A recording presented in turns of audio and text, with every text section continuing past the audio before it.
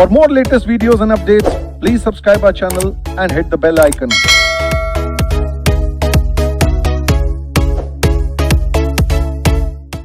आइए हम लोग इस समय JIGL में जिस टॉपिक के बारे में बात कर रहे हैं इसका नाम है निगोशिएबल इंस्ट्रूमेंट एक्ट। क्या कहता है निगोशिएबल इंस्ट्रूमेंट एक्ट? जरा ध्यान से सुनिए, ध्यान से समझिए। आप लोगों ने बड़े सारे बिजनेसेस में देखा होगा कि लोग जो है वो चीज खरीदते हैं, सामान खरीदते हैं, बस मेरे पास ये है, पता नहीं अब कहां गया, क्योंकि नोट्स 54 थे। अच्छा,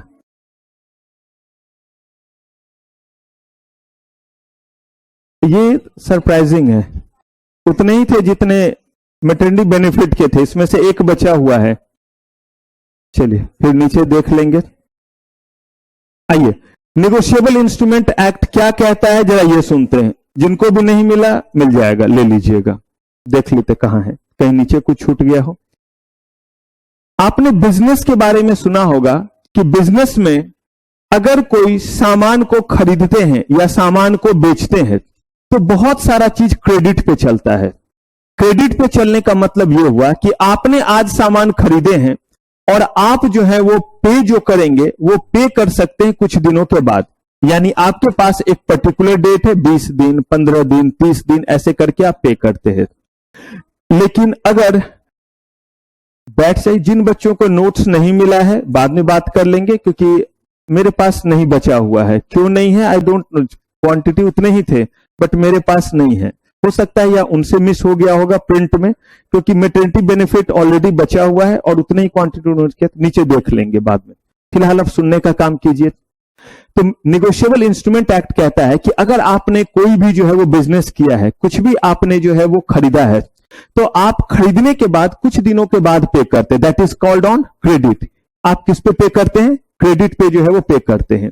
इन क्रेडिट्स पे करने के लिए आप कोई ना कोई ऐसा चीज सामने वाले को देते जिससे उसको भरोसा रहे कि मेरे पैसे सुरक्षित है और मेरे पैसे फलाने डेट को मिल जाएंगे। बड़े ध्यान से इस पूरे एस्पेक्ट को समझिएगा, क्योंकि इसी का कुछ एस्पेक्ट स्टाम्प एक्ट में है, इसीलिए हम लोग पहले निगोशिएबल इंस्ट्रूमेंट एक्ट पढ़ रहे हैं। तो कहा कि आपको जो इस बात का भरोसा रहे कि आपके पैसे क्या हैं, सुरक्षित हैं, और आपके पैसे आपको समय पे क्या हो जाएंगे, मिल जाएंगे। जब ऐसा किया गया तो कहा गया इसके लिए हमें बड़े सारे जो है वो चीजों को कागज पे लिख करके देना पड़ेगा। कहा कैसा चीज? तो मान लीजिए कि मैंने जो है वो कोई चीज, या मैं हट जाता हूं बीच से, सचिन ने जो है वो अंकित को सामान बेचा। अगर सचिन ने अंकित को कोई सामान बेचा है तो ऐसे केस में क्या होगा, सचिन जो है वो चाहेंगे कि अंकित उनको कुछ लिख करके दे, क्योंकि ऐसे ही उनका भरोसा नहीं कि पैसे देंगे या नहीं देंगे।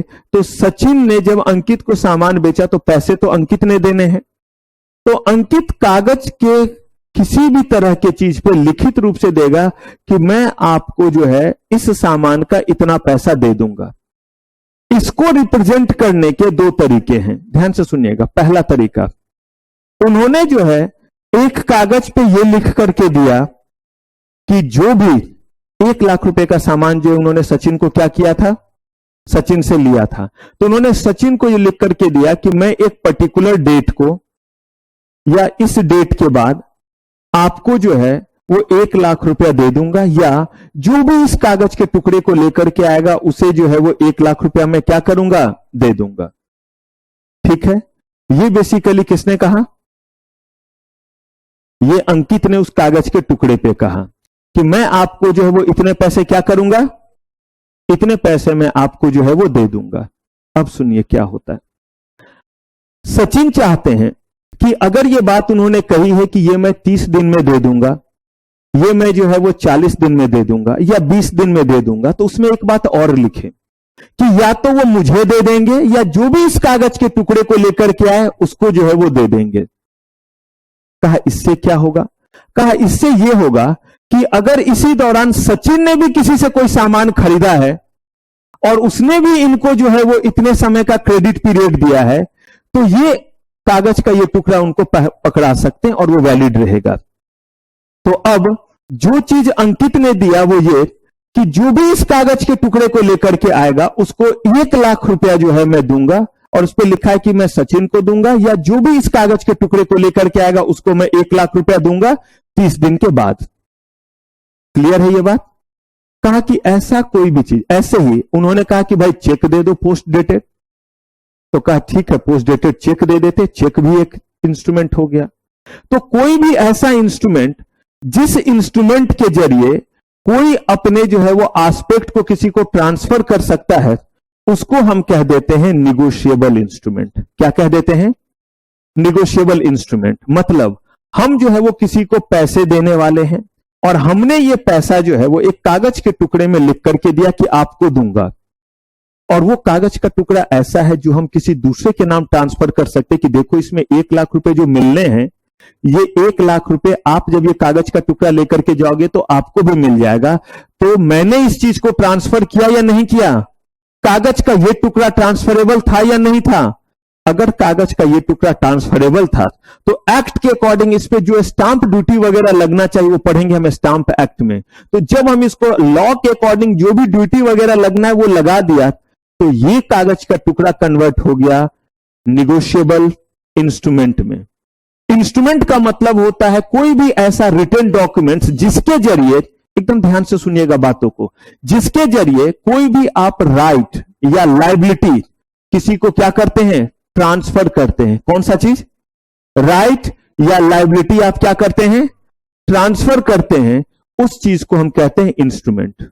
राइट या लायबिलिटी क्या करते हैं? ट्रांसफर करते हैं। उस चीज को हम क्या बोलते हैं? इंस्ट्रूमेंट बोलते हैं।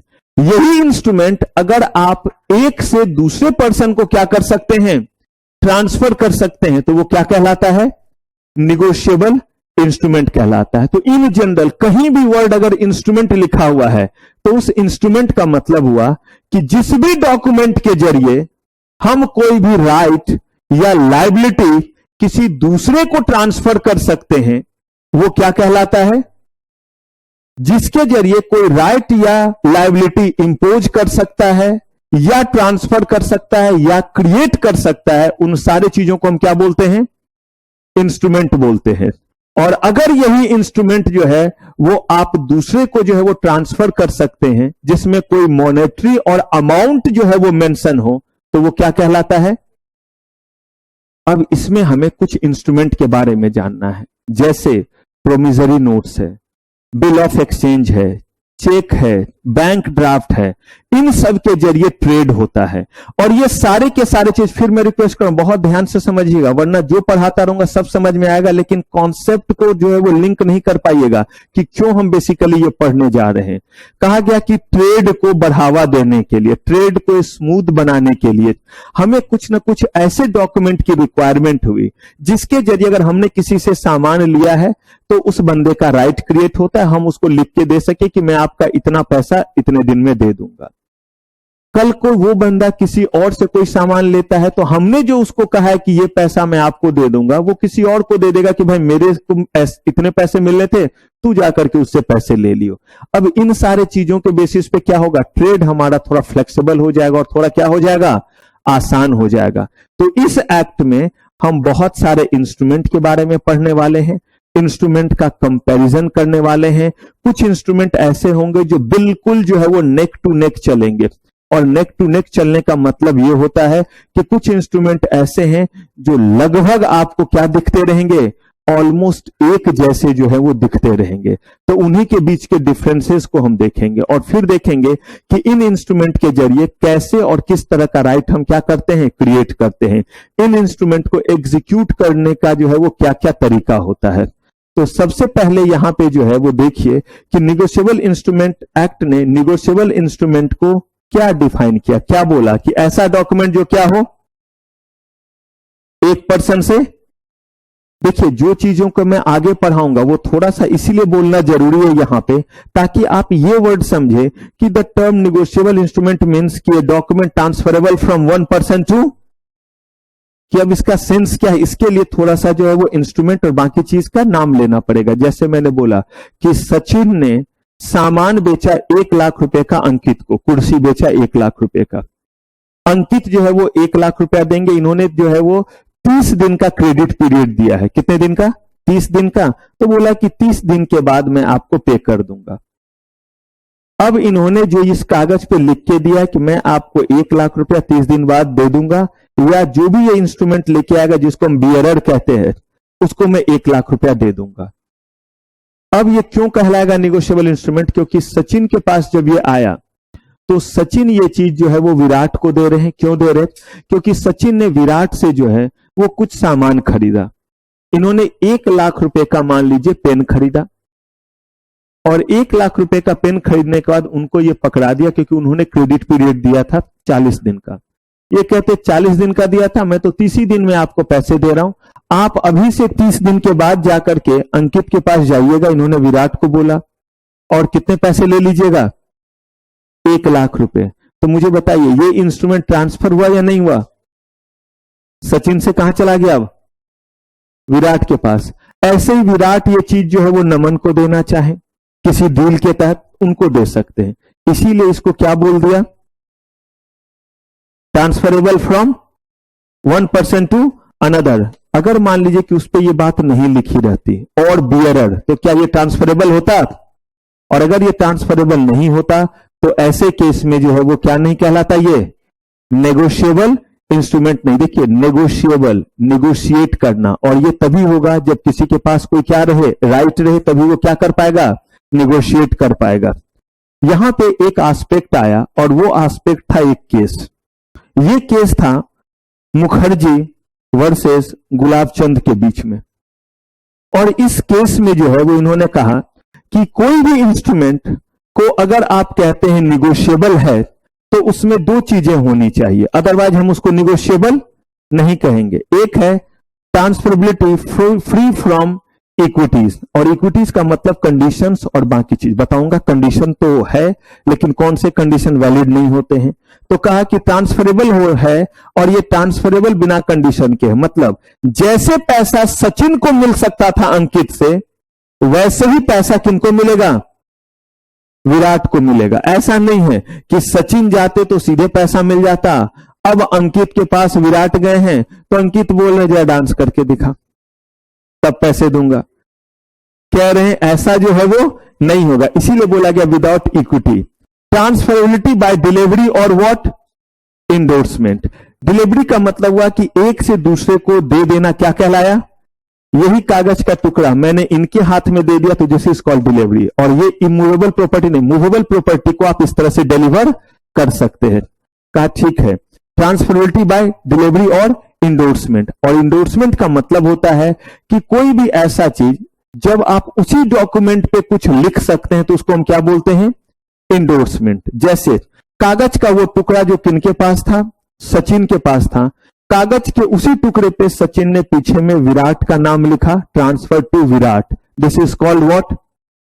इंडोर्समेंट। और कोई अलग से जो है वो डॉक्यूमेंट नहीं लाना पड़ा, उसी डॉक्यूमेंट है, इसी डॉक्यूमेंट के पीछे लिख दिया ट्रांसफर टू विराट और उनके हाथों में दे दिया तो चला गया। ये जजमेंट आया किस केस में? ये आया मुखर्जी वर्सेस गुलाबचंद के केस में। कोर्ट का जजमेंट था कि अगर कोई भी चीज ट्रांसफरेबल है बिना कंडीशन के, और दूसरा कहा कि इसमें हम क्या कर सकते हैं? इंडोर्समेंट के करके जो है वो क्या कर सकते हैं? किसी को दे सकते हैं। तो कहा गया वो इंस्ट्रूमेंट क्या कहलाएगा? Negotiable instrument. लेकिन इस एक्ट ने सिर्फ इस 3 तरह के इंस्ट्रूमेंट को क्या रिकॉग्नाइज किया? Negotiable instrument. Promissory notes, bill of exchange और चेक। इन्हीं तीनों के बारे में करेंगे बात, लेकिन अभी कुछ और जो बेसिक बात फिर आएंगे। कहा कि इसका मतलब किसी भी इंस्ट्रूमेंट के क्या होने के लिए? निगोशिएबल होने के लिए उसमें क्या क्या चीज का होना जरूरी है। तो कहा कि कुछ बात तो इस केस ने ही कह दिया। अब जरा हम इस एक्ट को कंक्लूड करके कहते हैं। तो कहा the instrument should be freely transferable by the custom of trade, यानी कि डिलीवरी और इंडोर्समेंट एंड डिलीवरी। एक हुआ कि कुछ भी नहीं लिखा पीछे, बस क्या किया?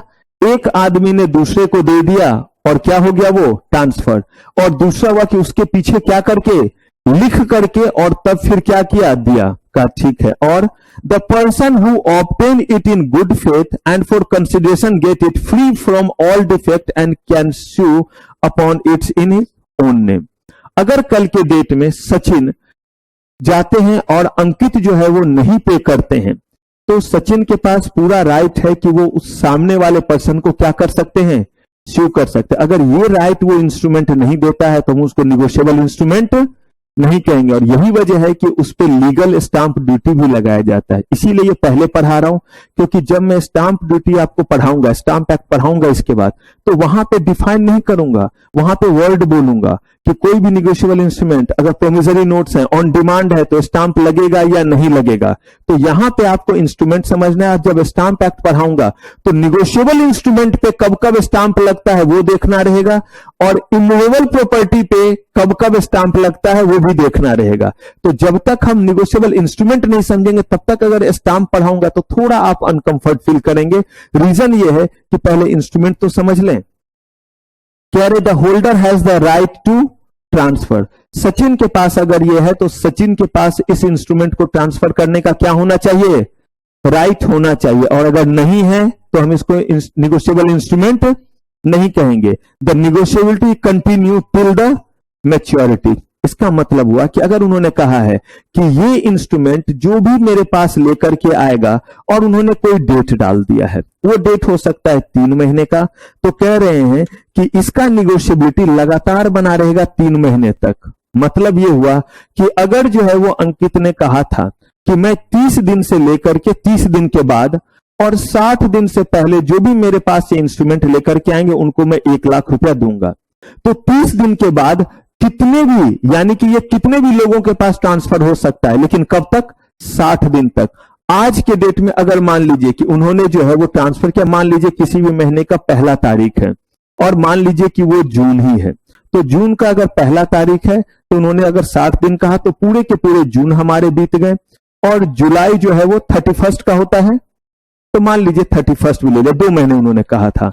31 तारीख तक जितनी बार मर्जी है उतनी बार इसको क्या किया जा सकता है, ट्रांसफर किया जा सकता है। हो सकता है सचिन से जो है वो विराट के पास, विराट से नमन के पास, फिर निभा, घूमते हुए ऐसे करते हुए जितने बार भी क्या करना है, ये जाना है जाए, लेकिन 31 जुलाई के बाद ये किसी के भी पास ट्रांसफर, और 31 जुलाई तक ही पहुंचना पड़ेगा किनके पास, अंकित के पास। वो लास्ट पर्सन जो इसका बियरर होगा, जो लेकर के आएगा, उनको वो कितना पे करेंगे।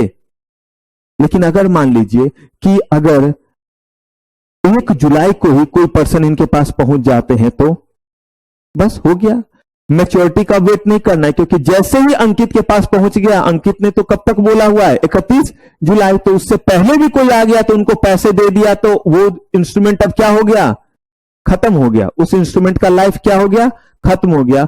अब जो है वो ट्रांसफर तो दूर का बात, तो दूसरा आदमी भी उससे पैसा रिकवर नहीं कर सकता है। अब हम अलग अलग तरह से जो है वो किसको देख रहे हैं, निगोशिएबल इंस्ट्रूमेंट। एक हुआ बियरर। बियरर का मतलब हुआ कि अगर वो आपके पास है, इसमें जो भी नाम आएगा उससे मत परेशान होइएगा, क्योंकि promissory notes, bill of exchange दोनों बताने वाला हूं, और वही जो है वो इंपॉर्टेंट एस्पेक्ट है। अभी बस देखिए कि क्लासिफिकेशन की अगर हम बात करें तो कहा बियरर का मतलब है कि जिसके पास ये होगा उसके पास राइट है पैसे लेने का, तो उसको हम कैसा इंस्ट्रूमेंट बोल देते हैं, बियरर बोल देते हैं। यानी कि जिसके भी पास होगा, मुझे मतलब नहीं है वो अंधा, लंगड़ा, लूल्हा कैसा व्यक्ति है, बस लेकर के आया तो मैं उसे क्या करूंगा, पे कर दूंगा। तो यहां कह रहे a promissory notes, bill of exchange और cheque is payable to bearer, it is express so payable, लिखा हुआ रहना चाहिए कि हम बियरर को क्या कर सकते हैं, दे सकते हैं। और the only and last endorsement on the endorsement is क्या होना चाहिए, इन ब्लैंक। इसका क्या मतलब हुआ, अगर मान लीजिए कि अंकित ने बोला विराट को, विराट ने बोला किसी और को, किसी और ने बोला किसी और को, तो अंतिम व्यक्ति जो लेकर के आएगा उसके बाद वो एरिया क्या रहना चाहिए, ब्लैंक रहना चाहिए। अगर अंतिम में मेरे ही पास पहुंचा तो मेरा नाम जो है वो किसी और ने लिखा होगा, लेकिन मेरे बाद का जो स्पेस है वो मुझे क्या रखना है, ब्लैंक रखना है, तभी जाकर के मैं ये पैसे क्या कर सकता हूं, अंकित से ले सकता हूं। अगर उस पे मेरे बाद पंकज के बाद मान लीजिए उस पे प्रिया दिख रहा है, तो क्या पंकज को वो देंगे पैसा, नहीं देंगे। तो जिस पर्सन का नाम लिखा हुआ, जो लेकर के आया, जो लेना चाहता है, उसके बाद का स्पेस क्या रहना चाहिए, ब्लैंक रहना चाहिए। इसी को हम क्या बोलते हैं, bearer. A person who is holder of bearer instrument can obtain the payment of the अब इस इंस्ट्रूमेंट के नाम लिखे हुए, promissory notes, bill of exchange, पढ़ेंगे आगे, बताता हूं। तो फिलहाल हमने समझा क्या है बियरर इंस्ट्रूमेंट। किस इंस्ट्रूमेंट को बोला? जिस इंस्ट्रूमेंट को लेकर के अगर आप जाते हैं तो आपको पेमेंट मिलता है, और इसमें जो लास्ट पर्सन है उसके बाद का स्पेस क्या रहना चाहिए? खाली रहना चाहिए। मतलब that person is the last person to whom that instrument has been transfer, जिसको इंस्ट्रूमेंट क्या किए गए हैं? ट्रांसफर किए गए हैं। ऑर्डर इंस्ट्रूमेंट, ऑर्डर का मतलब होता है कि उस इंस्ट्रूमेंट में यह खासियत होनी चाहिए कि मैं जिसको बोलूं उस पर्सन के पास यह इंस्ट्रूमेंट क्या हो जाए? चला जाए। वो इंस्ट्रूमेंट क्या कहलाता है? ऑर्डर। जैसे अगर मान लीजिए कि सचिन ने, अंकित ने लिख करके दिया है कि मैं 1 लाख रुपया जो है वो सचिन को दूंगा जब ये इंस्ट्रूमेंट, जब ये कागज का टुकड़ा लेके आएंगे, या इनके ऑर्डर पे जिनको इन्होंने बोला है उनको दे दूंगा। तो this is called what? Order instrument. या तो इनको दे दूंगा, या इन्होंने जिनको ऑर्डर दिया है क्या करूंगा मैं? उनको पे कर दूंगा। तो कह रहे which is express to be payable, which is express to be payable to a particular person. तो ये क्या हो गया? ऑर्डर। बियरर का मतलब क्या हुआ? मुझे नहीं पता कि वो कौन से पर्सन है, जो भी इसको लेकर के आएगा मैं उसको क्या करूंगा। लेकिन एक हुआ आपका ऑर्डर कि जिसको कौन बोलेंगे? जिसको जो है वो सचिन बोलेंगे उनको वो क्या कर देंगे?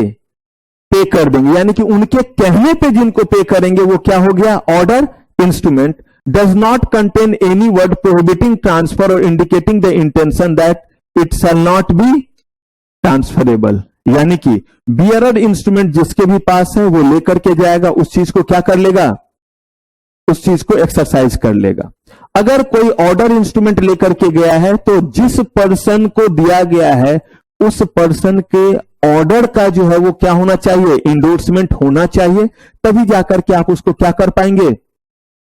तभी जाकर के आप उसको एक्सरसाइज कर पाएंगे। जैसे अगर मैं बात कहूं कि अगर किसी ने किसी के साथ डील किया है और उन्होंने जो है बस लिखा है कि this is a bearer instrument, जो भी इसको लेकर के आएगा पैसे लेकर के जाएगा, किसी का साइन, किसी के किसी चीज की जरूरत नहीं, बस खतरा जरूर है। अगर ये चीज कहीं गिर गया तो ये उतना ही रिस्की है जितना कागज का नोट अगर गिरा हुआ है, उस पर किसी का नाम, किसी का पता कुछ नहीं लिखा रहता है। जिसके पास है वही इसको क्या कर सकता है? वही इसको जो है वो यूज कर सकता है। लेकिन इसमें क्या है, अगर मान लीजिए कि बाय ऑर्डर है तो लिखा हुआ है कि मैं ये इस पर्सन को दे रहा हूं, या ये पर्सन जिसको ऑर्डर करेगा मैं उसको क्या करूंगा? उस पर्सन को जो है वो दे दूंगा। तो बियरर सिर्फ और सिर्फ जस्ट ऑन डिलीवरी ट्रांसफर हो जाएगा। ऑर्डर इंस्ट्रूमेंट जो है वो डिलीवरी प्लस इंडोर्समेंट। तो जो हमने 2 पढ़ा था, एक मेयर ऑन डिलीवरी, तो बियरर इंस्ट्रूमेंट क्या होगा? सिर्फ और सिर्फ आपने क्या कर दिया? डिलीवर कर दिया तो चला गया। और अगर जो है वो क्या है आपका, अगर ऑर्डर है तो इसको क्या करेंगे? इंडोर्स करेंगे। कौन इंडोर्स करेगा? जिसके पास राइट था, और उसके इंडोर्समेंट पे जो है वो फिर डिलीवर भी करना पड़ेगा, उसी इंस्ट्रूमेंट को लेकर के जाएगा तो मिलेगा। क्लियर है ये चीज? एक हुआ बियरर और एक क्या हुआ? ऑर्डर। बियरर किसको बोला? जिसमें सिर्फ क्या होगा? जस्ट ऑन डिलीवरी चला गया। और आपका जो है वो अगर हम कहें ऑर्डर तो delivery plus endorsement. Inland instrument, कोई भी ऐसा इंस्ट्रूमेंट जो इंस्ट्रूमेंट इंडिया में जो है वो क्या किया गया है? ड्रॉ किया गया, लिखा गया है, और इसको एक्सरसाइज भी कहां किया जाएगा? इंडिया में। उसको हम लोग क्या बोलते हैं?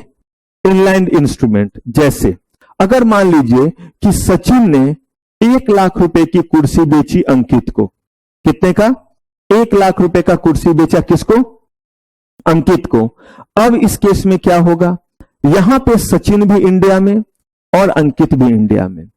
अंकित ने जो है वो लिख करके दिया डॉक्यूमेंट पे कि मैं जो है वो सचिन को, या सचिन जिसको कहे, इस तरह का भी हो सकता है, या ये वाला इंस्ट्रूमेंट लेकर के जो भी आएगा उसको जो है वो कितने रुपए दूंगा। अगर ऐसा है तो अगर ये दोनों ही लोग इंडिया में रह रहे हैं जिन्होंने उसको लिखा है और जो उसके बेसिस पे पैसे लेने के लिए जाएंगे, अगर दोनों ही इंडिया का है तो उसको हम क्या बोलेंगे? Inland instrument. लेकिन देखिए यहां पे एक और बात क्या है, drawn and made payable in India. ये तो वो एग्जांपल हुआ जो मैंने दिया, लेकिन एक चीज और भी यहां कह रहे हैं कि drawn in India upon some person resident therein even though it is made payable in a foreign country. इसका मतलब है drawn in India upon some person resident therein, यानी अंकित और सचिन, ये दोनों के दोनों इंडिया में रहते हैं, ठीक।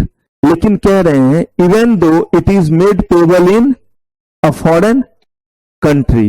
इसका मतलब यह हुआ कि अगर ये बाहर जो है इन्होंने क्या कर दिया, पेमेंट के लिए दे दिया, मतलब ये कि कोई भी और अरेंजमेंट, जिस अरेंजमेंट के बेसिस पे जिस भी पर्सन के पास ये डॉक्यूमेंट था वो पैसे कहां पे कलेक्ट कर सकता है, इंडिया से बाहर भी, तो भी इसको क्या माना जाएगा, इनलैंड, क्योंकि इसके सारे एक्टिविटी कहां पे हुए हैं, इंडिया में। पैसे सिर्फ जो है जो कलेक्ट किए जा रहे हैं वो कहां पे किए जा रहे हैं, इंडिया से बाहर। इसका मतलब जो चीज इंडिया में ही ड्रॉन हुआ हो, इंडिया ही वाले बंदे को जो है वो देना रहे, रेसिडेंट ऑफ इंडिया को ही देना रहे, वो क्या हो गया, इनलैंड। लेकिन अगर किसी भी और कारण से इसको ये जो है पेबल कहां है, दो it is made payable in foreign country, कोई और अरेंजमेंट हुआ, वो अरेंजमेंट क्या था, वो अरेंजमेंट था कि इन्होंने जो है वो विराट को दे दिया, दो चार और लोगों तक जो है वो मूव कर गया, लेकिन अल्टीमेटली पैसा देना किनको है, पैसा देने वाले कौन है, अंकित, चाहे जितने भी लोगों के पास जाए। अब मान लीजिए कि लास्ट पर्सन जो है वो नमन, जिनके पास जो है ये इंस्ट्रूमेंट पहुंचा, इन्होंने जो है वो अंकित हुआ, तो अंकित कहते हैं कि आप शायद बाहर जा रहे, बोला हाँ यूएसए घूमने जा रहा हूं, बेस्ट है, यूएसए में जो है मेरा एक फ्रेंड है, वहां से आप क्या कीजिएगा, 1 लाख ले लीजिएगा। इन्होंने अपने फ्रेंड को कहा और उनके फ्रेंड क्या हो गए, तैयार हो गए। तो पेमेंट अब कहां हो रहा है, कहा तो भी ये कौन सा आपका कहलाएगा इंस्ट्रूमेंट, इनलैंड इंस्ट्रूमेंट ही कहलाएगा। क्यों, क्योंकि इसका सारा जो है वो राइट ऑब्लिगेशन जो क्रिएट हो रहा है वो कहां पे हो रहा है, सिर्फ पेमेंट इंडिया से अपने जो है वो अरेंजमेंट के जरिए कहां हो रहा है, बाहर हो रहा है। Foreign instrument, an instrument which is not and what, कहा कि इसको हम क्या बोल देंगे, कहा कि अब उसमें क्या क्या होना चाहिए, it must be drawn outside India and made payable outside और इनसाइड। देखिए पेएबल कहीं पे मैटर नहीं कर रहा है, बस क्या होना चाहिए, drawn outside India, it must be drawn in India and made payable outside India and drawn on the person resident outside India. कह रहे हैं कि फॉरेन इंस्ट्रूमेंट होने के लिए पहला कंडीशन हुआ, इट मस्ट बी ड्रॉन कहां, और ड्रॉन करने वाला पर्सन कौन हुआ, जैसे यहां पे हुआ आपके अंकित, क्या हुए, ड्रॉन करने वाले पर्सन। ठीक वैसे ही 2 ट्रांजेक्शन हुआ है, और वो हुआ है मिस्टर जॉन के बीच में, और जो है यहां पे मिस्टर जॉन, और यहां पे जो है वो मिस्टर, रख देते हैं कौन रखे, सिंचैन।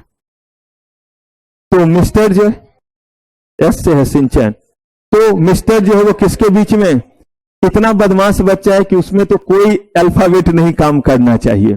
तो सिंचैन के बीच में और किनके बीच में, जॉन के बीच में, यूएसए में एक डील हो रहा है।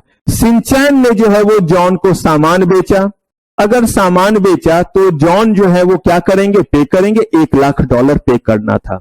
अब ये चीज ड्रॉन कहां हुआ है, आउटसाइड इंडिया, पे कहां हो रहा है, आउटसाइड इंडिया ही हो रहा है। कहा कि ठीक है इसमें जो है वो दिक्कत नहीं है, लेकिन अब क्या हो रहा है वो देखिए। कह रहे हैं कि यहां जो है वो सिंचैन ने जो है वो सामान बेचा था किनको, जॉन को, $1 लाख का। अब हुआ ये कि मिस्टर जॉन ने जो है वो यही चीज जो है वो क्या किया, विराट से जो है वहां पे जो है वो कोई सामान खरीदा और बदले में उनको थमा दिया, ये $1 लाख का क्या थमा दिया, इनको जो है वो निगोशिएबल इंस्ट्रूमेंट, जो भी इंस्ट्रूमेंट था दे दिया। और यहां पे मिस्टर जॉन ने अरेंजमेंट कर लिया कि भाई आप जो है ये पेमेंट जो है वो फलाने बंदे से ले लीजिएगा। अरेंजमेंट करना था क्योंकि पैसा देने का काम किनका, जॉन का। तो जब ये विराट तक पहुंचा, क्योंकि ये इंस्ट्रूमेंट विराट तक किसने पहुंचाया, सिंचैन ने। अब पेमेंट हो रहा है इंडिया में, इंडिया में पेमेंट कराने की जिम्मेदारी किनके ऊपर आएगी, जॉन, जिसको देना था उन्होंने अरेंजमेंट इंडिया में कर दिया। अगर ऐसा किया तो भी क्या कहलाएगा, फॉरेन इंस्ट्रूमेंट। याद कीजिए ठीक तो ऐसे इंडिया में भी हुआ था। अगर इंडिया में ही कोई इंस्ट्रूमेंट जो है वो बना और इंडिया में ही पेमेंट हुआ तब हुआ इनलैंड, इंडिया में जो है वो इंस्ट्रूमेंट जो है वो बना, लेकिन इसका पेमेंट आप बाहर करवा देते हैं तो भी जो आपने उससे क्या बोला था, इनलैंड। ठीक वैसे ही अगर आपका कोई इंस्ट्रूमेंट ड्रॉन हुआ है इंडिया से बाहर और पे भी हुआ है इंडिया से बाहर, तो आपने इसको क्या बोल दिया, फॉरेन। ड्रॉन हुआ है इंडिया से बाहर लेकिन अरेंजमेंट करके आपने पेमेंट कहां करा दिया है, तो भी ये क्या कहलाएगा, फॉरेन कहलाएगा। It must be drawn in India. अब देखिए ड्रॉन कहां हुआ है, इंडिया में, एंड मेड पेबल कहां, outside India, and drawn on a person resident outside India. ये जो है वो मैं आपको बताऊंगा, जैसे ही आप जो है वो बिल ऑफ एक्सचेंज और थोड़ा सा प्रोमिजरी नोट्स को पढ़ेंगे तो ये थोड़ा सा आपको क्लियर हो जाएगा। उसमें बेसिकली होता क्या है कि मान लीजिए कि इस बार पेमेंट जो है वो अंकित को करना है, और अंकित ने क्या किया, कोई पर्सन है और वो पर्सन जो है वो है आपके यूएसए में, मिस्टर जॉन। इन्होंने उनको कहा कि मेरे बदले में आप जो है वो कितना पैसा देंगे, 1 लाख जो है रुपया देंगे। क्या बोला, 1 लाख रुपया देंगे, और कह रहे हैं कि मेड पेबल आउटसाइड इंडिया। याद रखिएगा, पेबल आउटसाइड इंडिया और ड्रॉन, ये दोनों में अंतर होता है। किस तरह का अंतर है, इसको पहले इंडियन कॉन्टेस्ट में समझिए तो बाहर वाले कॉन्टेस्ट में समझते हैं। सचिन ने 1 लाख का कुर्सी जो है वो बेचा किनको, अंकित को। पैसा किनको देना है, अंकित को देना है। अंकित ने इस बार जो है वो क्या किया, लिख करके दिया, और कह रहे हैं कि 30 दिन के बाद और 60 दिन से पहले आप जो है वो आइए और मेरे पास मत आइए, आप विराट के पास जाइए, विराट आपको 1 लाख रुपया दे देगा, या आप जिसको बोलेंगे, यानी जिसको आप क्या कर देंगे, इंडोर्स कर देंगे, उसको जो है वो विराट दे देगा। सामान किसको बेचा, अंकित। सामान किसके पास है, अंकित के पास। 1 लाख देने की देनदारी किसके ऊपर, अंकित के ऊपर। मिलना है पैसा किसको, इस बार देने की जिम्मेदारी अंकित नहीं ले रहे हैं।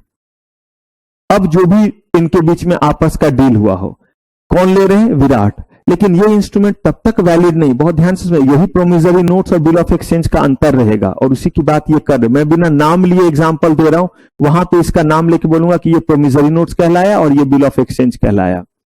अब की बार जो है वो इन्होंने विराट को बोला कि विराट आप जो है वो 1 लाख दे दीजिएगा। पता नहीं इनके बीच में क्या टर्म्स कंडीशन था, हो सकता है पहले से उन्होंने पैसा ले रखा है, लेकिन वो इस बात को एग्री नहीं करते हैं और कागज लेकर के जो है ये सचिन को दे देते हैं।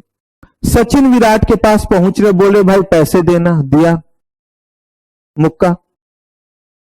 बोले क्यों भाई, ऐसा क्यों किया, तो बोले मैं क्यों 1 लाख दूं। तो अंकित ने बोला, तो बोला कि अंकित लिख देगा कि मैं अपना घर बार सब आपको दे दूं तो मैं दे दूंगा। बात जेन्युइन है या नहीं। लेकिन अगर वहां पे ये साइन किया हुआ है कि हां इस बात को मैं क्या करता हूं, एक्सेप्ट करता हूं, तब अगर जो है वो विराट नहीं देंगे तो अब भी मुक्का चलेगा। अब मुक्का जो है वो कौन देंगे, सचिन देंगे। तो देखिए यही बेसिकली क्या हुआ, ड्रॉन किया जाना। तो अंकित को पैसा देना था, अंकित ने पैसा नहीं दिया, बल्कि क्या कह रहे हैं कि आपको पैसा कौन देगा, विराट। विराट इस चीज को एक्सेप्ट करेंगे, वो एक्सेप्टर कहलाएंगे, और वहां पे क्या करेंगे, साइन करेंगे, जो भी उनके बीच बिजनेस का, जो भी ट्रेड का बाकी एग्रीमेंट हो। अब जो भी पर्सन, चाहे वो सचिन हो, चाहे उसने लिखा हुआ हो कि सचिन जिनको भी क्या करे, ऑथराइज करे, वो जब भी आएंगे तो वो अंकित के पास जाएंगे नहीं, किनके पास सीधे जाएंगे। यही चीज यहां पे है, it must be drawn in India. India में ड्रॉन हुआ है, और कह रहे हैं एंड पेबल कहां पे है, outside India, and drawn on the person resident outside India. यानी इस बार अंकित जो है वो है इंडिया में, विराट जो है वो है इंडिया से बाहर, और पेमेंट भी जो हो रहा है वो कहां हो रहा है, इंडिया से बाहर। तो भी ये क्या कहलाएगा। चलिए अब एक बार जो है वो हम लोग इसको इनलैंड और फॉरेन को एक बार जरा कंक्लूड करते हैं। आते पहले सुन लीजिए। पहला, अगर नोट से रिलेटेड तो नोट्स अभी नहीं है, उसके बारे में सिर्फ मत पूछिएगा। अब देखिए, अगर हम लोग बात करें इनलैंड की, तो इनलैंड में कहा गया कि जो चीज इंडिया में जो है वो ड्रॉन है, इंडिया में ही जो है वो पेएबल है, उस केस में तो कोई दिक्कत नहीं। क्या हो गया? इनलैंड। ड्रॉन जो है वो इंडिया में है और पेएबल जो है वो इंडिया के बाहर भी है, तो क्या होगा? वो इनलैंड होगा। ठीक है। दूसरा चीज कह रहे हैं, अब हम लोग कह रहे हैं किसके बारे में? Foreign instrument. कहा कि ड्रॉन भी जो है वो आउटसाइड इंडिया, पेएबल भी जो है वो क्या? Outside India. तो वो क्या कहलाया? कहा ड्रॉन है आउटसाइड इंडिया और जो है वो पेएबल जो है वो कहां पे है? इंडिया में। तो क्या कहलाएगा? इसका मतलब ड्रॉन वर्ड को ज्यादा पिक करना है। अगर जो है वो ड्रॉन जो है वो कहां है? इंडिया में, लेकिन जो है वो कह रहे हैं कि drawn on a person resident outside India. जो एग्जांपल मैंने दिया कि अंकित जो है वो इंडिया में है, इन्होंने सामान खरीदा है, लेकिन एक्सेप्टेड जो इसके हैं वो कहां पे हैं? Outside India. तो वैसे केस में भी ये क्या कहलाएगा? फॉरेन जो है वो इंस्ट्रूमेंट कहलाएगा। हाँ जी, अब पूछिए। अच्छा, आइए, डिमांड इंस्ट्रूमेंट। डिमांड इंस्ट्रूमेंट का मतलब होता है, कुछ मत देखिए उस पे क्या लिखा हुआ है, प्रोमिसरी नोट्स या क्या लिखा हुआ है, बिल ऑफ एक्सचेंज। क्योंकि जैसे बताऊंगा सब क्लियर रहेगा कि इंस्ट्रूमेंट के बारे में ही ये है। कह रहे कि कोई भी ऐसा इंस्ट्रूमेंट जिसमें जो है वो क्या दिया हुआ रहे कि ये जो है वो in which no time for payment. अभी अभी इन्होंने बोला ना 30 दिन बाद, 40 दिन बाद आना और ये ले जाना। कह रहे कि उसमें दिया हुआ है कि जब मर्जी होगा आप क्या कीजिए, आइएगा। तो वो क्या हो गया? On demand. अगर उन्होंने लिख दिया है कि जैसे मैंने बोला सेविंग अकाउंट जो है तो डिमांड भी हम बोलते हैं, ऑन डिमांड। तो ऑन डिमांड का मतलब है कि जब आप जाएंगे आप वहां से पैसे क्या कर सकते हैं? विड्रॉ कर सकते हैं। टाइम इंस्ट्रूमेंट का मतलब है कि फिक्स डिपॉजिट की तरह, एफडी की तरह। हमने आपको समय दिया है, इस डेट में आप आकर के अपना पैसा क्या कर सकते हैं? ले सकते हैं और आपको इतना जो है वो इंटरेस्ट मिलेगा। ठीक वैसे यहां पे है कि time instrument are those which are payable at some time in future. Date दिया हुआ है। और डिमांड में क्या है? उसमें भी है, लेकिन उसमें जब मर्जी होगा तब हम जो उस डेट तक में क्या कर सकते हैं? आ सकते हैं। देयरफॉर इसको जो है हम इग्नोर करते हैं, क्योंकि अब इसी को समझने की बारी। तो हम लोगों ने एक देखा कौन सा इंस्ट्रूमेंट, एक पहले बियरर था। बियरर का मतलब क्या हुआ? ठीक है। एक हमारा क्या था? ऑर्डर, जिसमें क्या होगा? डिलीवरी प्लस इंडोर्समेंट दोनों होगा। इंलैंड हमने कहा कि इंडिया में ड्रॉन है और पेएबल इंडिया में। इंडिया में ड्रॉन है, पेएबल बाहर है, तो भी। फॉरेन के बारे में कहा drawn outside India, payable outside. Drawn in India but drawn payable outside India, तो भी वो क्या क्या? रेसिडेंट्स आउटसाइड इंडिया, तो भी क्या कहलाएगा? तो भी आपका फॉरेन कहलाएगा। डिमांड इंस्ट्रूमेंट, आपके पास उससे कभी भी पैसे की डिमांड कर सकते हैं, तो क्या हो गया? डिमांड। अगर हमने टाइम इंस्ट्रूमेंट का, तो जो टाइम दिया है 30 दिन बाद, 40 दिन बाद, 5 दिन बाद, 2 दिन बाद, फ्यूचर में जो भी डेट बोला उस दिन को करेंगे, तो क्या कहलाएगा? Time instrument. अब इसमें, अभी यहां नहीं, अब इसी में हम लोग चलेंगे किसमें? Kind of instrument. और यहां अब बहुत ध्यान से चीज को समझिएगा।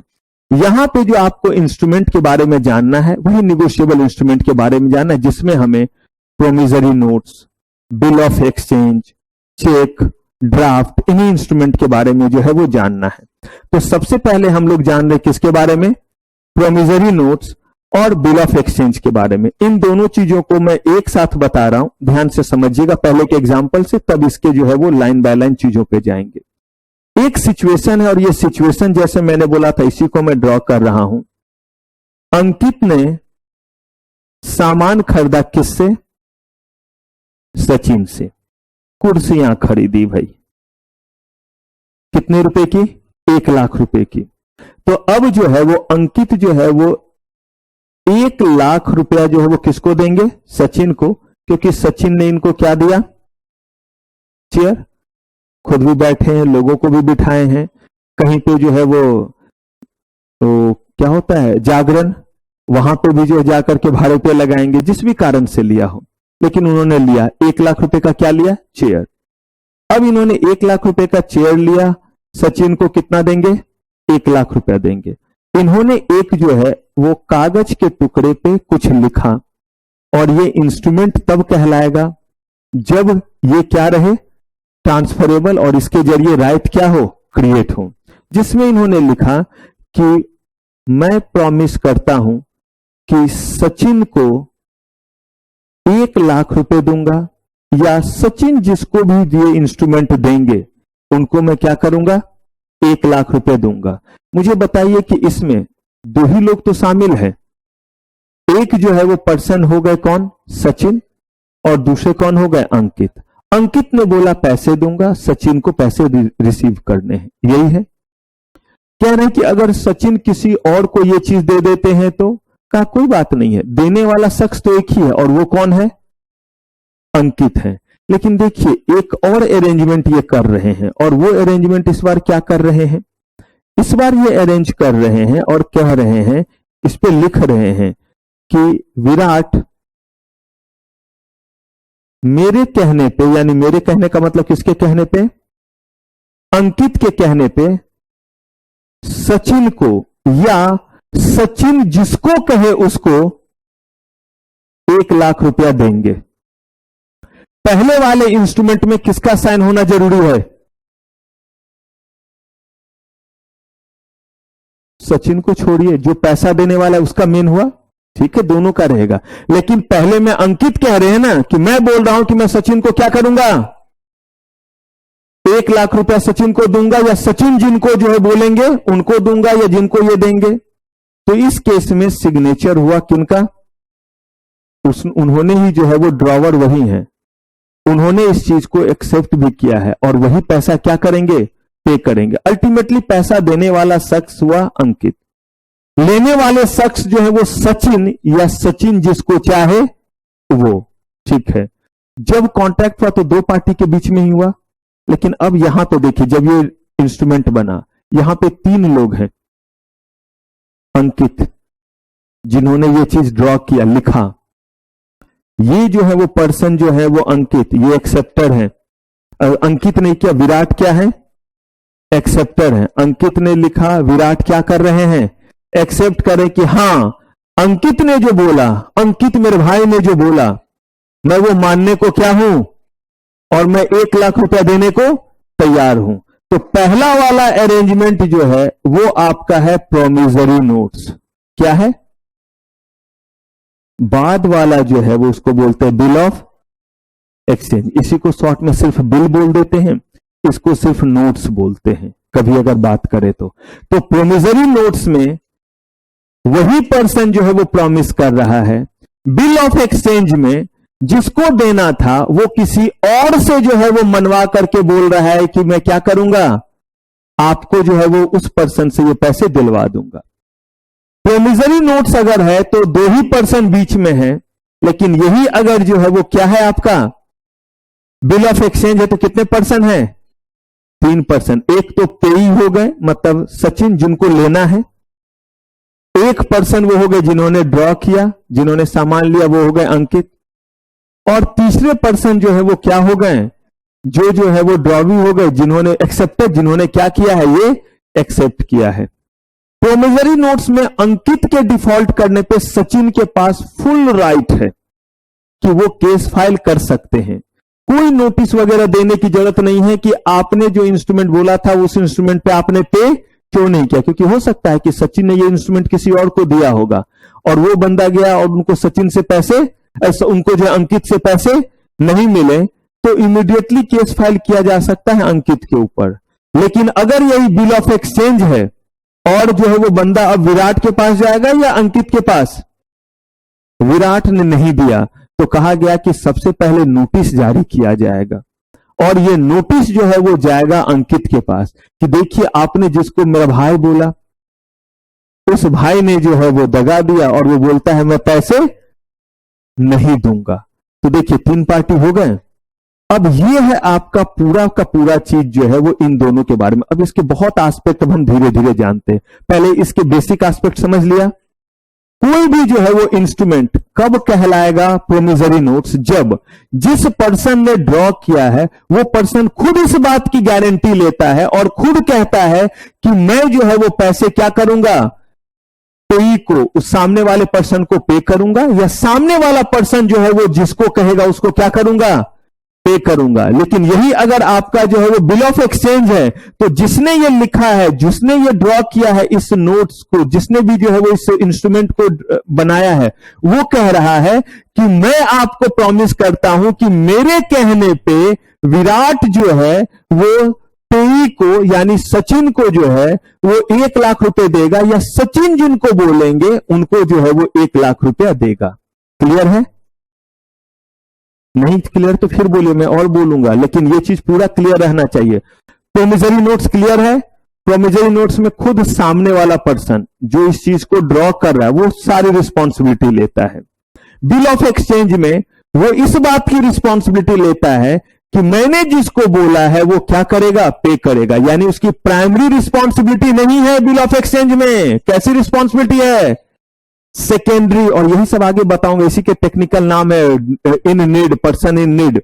लेकिन अगर मैं बात करूं किस चीज की, अगर मैं प्रोमिसरी नोट्स की बात करूं तो सामने वाले ने खुद डायरेक्टली क्या बोला है कि मेरी ये रिस्पॉन्सिबिलिटी, उसकी प्राइमरी रिस्पॉन्सिबिलिटी है पे करने की।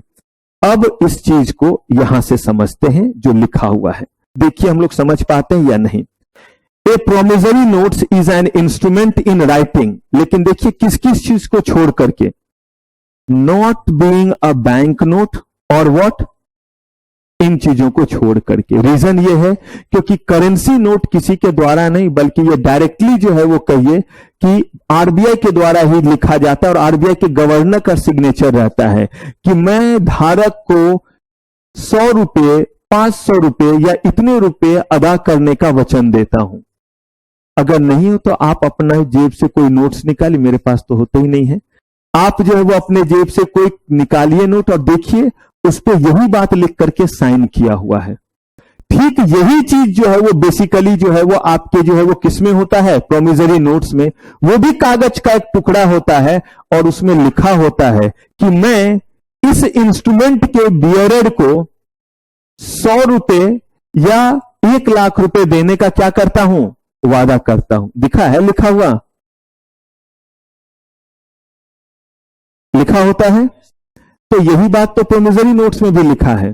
तो इसका मतलब क्या currency note is a promissory notes? Some kind of, लेकिन निगोशिएबल इंस्ट्रूमेंट एक्ट के तहत वो जो है वो प्रोमिसरी नोट्स।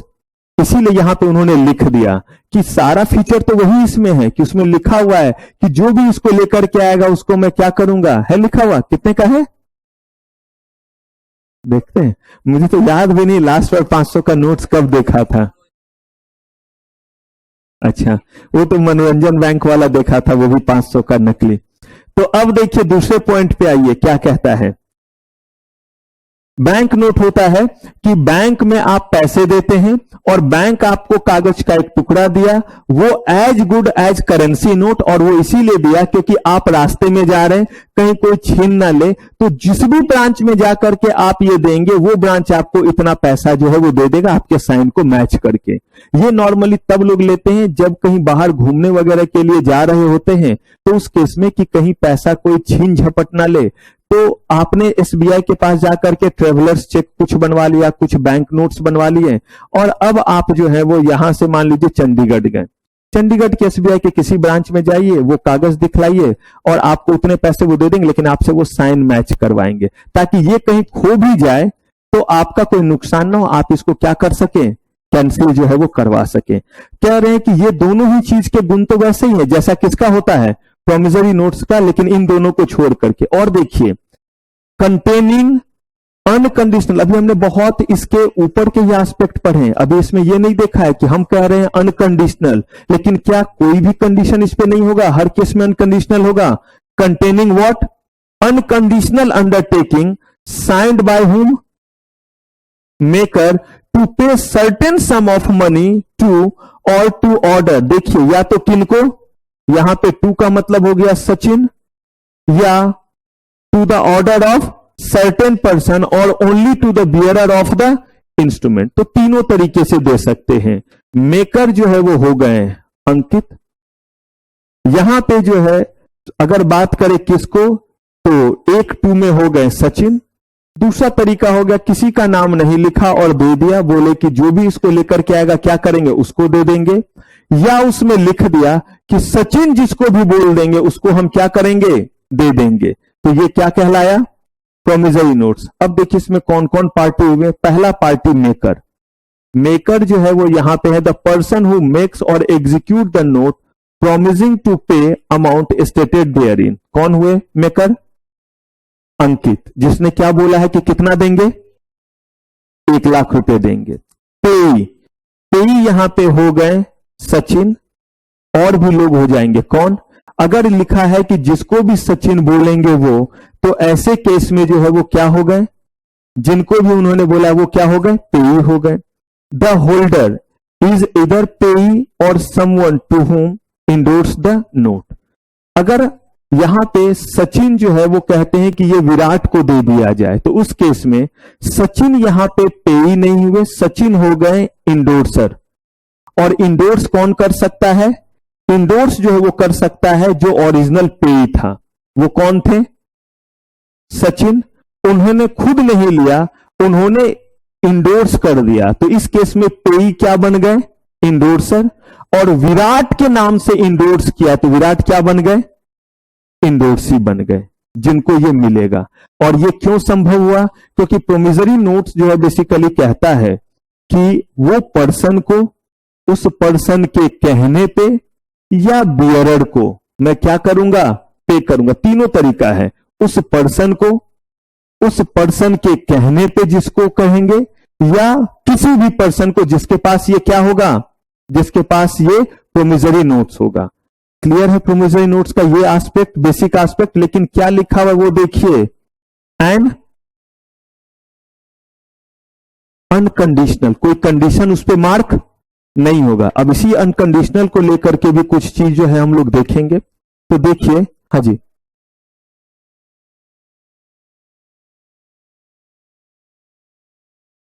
बिल्कुल लास्ट में जिसको मिला वो पे, तो वो इंडोर्सी फिर किसमें कन्वर्ट हो गया, पेई में कन्वर्ट हो गया। बिल्कुल, जिसको भी लास्ट में, और क्यों हुआ, क्योंकि नेचर ऐसा था कि उसमें लिखा हुआ था। प्रोमिसरी नोट्स ने 3 बातें बोली कि या तो जो है वो एक पर्सन को, या किसी भी पर्सन को जिसके पास होगा, और या बोला जिस पर्सन को मैंने बोला है उसके कहने पे जिसको बोलेंगे उसको। तो जिसने ये बात बोली है वो हमेशा क्या हो गया, वो हमेशा जो है वो हो गया आपका मेकर। जिसको अल्टीमेटली लास्ट में मिलेगा वो पर्सन क्या हो गया, पेई। लेकिन उसका नेचर ये था कि उसने साफ लिखा था कि ये जो है वो दे रहा हूं किसको, सचिन को। तो उस केस में एक ही चीज हुआ, आगे कुछ भी और नहीं होगा, सचिन जो है वो पेई हो गए। उसमें ये राइट भी दिया हुआ था कि किसी और को भी ट्रांसफर कर सकते हैं। तो जिस मोमेंट में सचिन इसको ट्रांसफर कर रहे होंगे, विराट को साइन कर रहे होंगे, इंडोर्स कर रहे होंगे, उस केस में जो है वो सचिन क्या हो गए, जबकि सचिन पेई भी हो सकते थे। अगर वो खुद से जाकर के पैसे ले लेते तो क्या कहलाते, इंडोर्सर, इंडोर्सी। पिक्चर में ही नहीं आता, लेकिन इन्होंने जो है वो इंडोर्स कर दिया विराट के नाम से। तो सचिन क्या हो गए, इंडोर्सर, विराट क्या हो गए, इंडोर्सी। लेकिन अब और सुनिए, इसमें लिखा हुआ है कि ये फर्दर और भी इंडोर्स किया जा सकता है। अब विराट ने जो है ये नमन को दिया, तो अभी तक विराट थोड़ी देर पहले क्या थे, अब जो है वो विराट क्या बन गए, और नमन इस बार क्या बन गए।